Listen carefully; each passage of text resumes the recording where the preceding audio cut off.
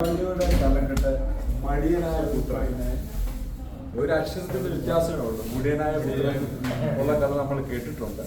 എങ്കിലും എഴുതിയിരിക്കുന്ന ചെറിയാനാണ് നിങ്ങൾക്ക് വേണ്ടി വായിക്കാം. എന്റെ മടിയനായ പുത്രൻ, അവൻ കുളിക്കില്ല, പല്ലു തേക്കില്ല, മുടി ചീകില്ല, മുടിതുന്നി മാറില്ല, ഒരക്ഷരം വായിക്കുക പോലുമില്ല. പാഠപുസ്തകങ്ങൾ കമഴ്ത്തി പിടിച്ച് അവൻ ശക്തമായി കുടയുന്നു.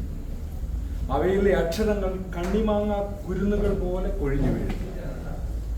അവ വാരിയെടുത്ത് ചവറ്റ് കൂടയിലേക്ക് എറിഞ്ഞിട്ട് അവൻ കൃതാർത്ഥതയോടെ കമഴ്ന്നു കിടന്നുറങ്ങും.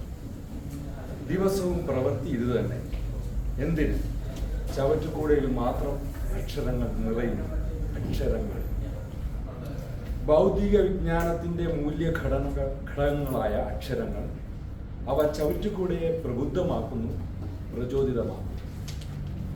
അങ്ങനെ രാത്രിയുടെ നിശബ്ദയാമങ്ങളിൽ ചവറ്റുകൂട ചാടി എണീറ്റ് മേശപ്പുറത്തെ കടലാസിൽ കവിതകൾ കുത്തിക്കുഴിക്കും. പക്ഷേ മടിയനായ അവന് മാത്രം അതൊന്നും മനസ്സിലാവുകയില്ല. അവൻ പറയുന്നു, കടുകുമണി ചുമക്കുന്ന എണ്ണയുറുമ്പ്, ഇതെല്ലാം എങ്ങനെ ഈ കടലാസിൽ വന്നു? കടലാസ് എടുത്ത് കുടയുന്നതോടൊപ്പം ചവറ്റുകൂട രചിച്ച കവിതകൾ ചവറ്റുകൂടയിലേക്ക് തന്നെ വീഴും. ഓരോ ദിവസവും അതേ സംഭവം തുടർന്നു പോകുന്നു.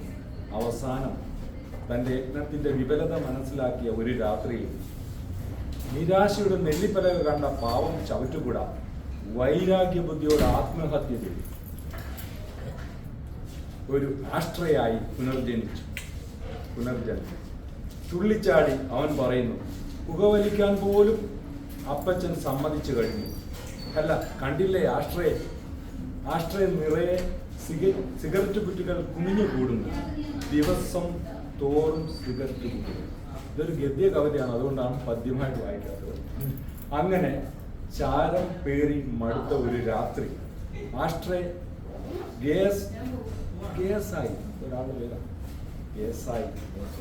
ഗ്യാസായി രൂപം മാറി വാരണാസിക്ക് തിരിച്ചു.